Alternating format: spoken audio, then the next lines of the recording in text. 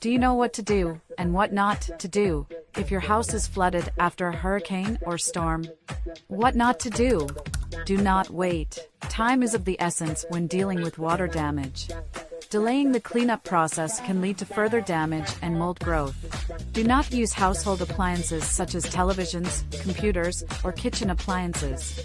Water damage may have compromised their electrical systems. And finally, do not ignore structural damage. If you notice any signs of structural damage like sagging ceilings and cracks in walls, avoid entering those areas. What you have to do: ensure safety. Before entering the flooded areas, turn off the electricity to avoid electrical hazards. Document the damage. This will help with the claims process and provide evidence of the damage incurred. The last tip is to call our trusted team at Easy Tarp and Restoration as soon as possible.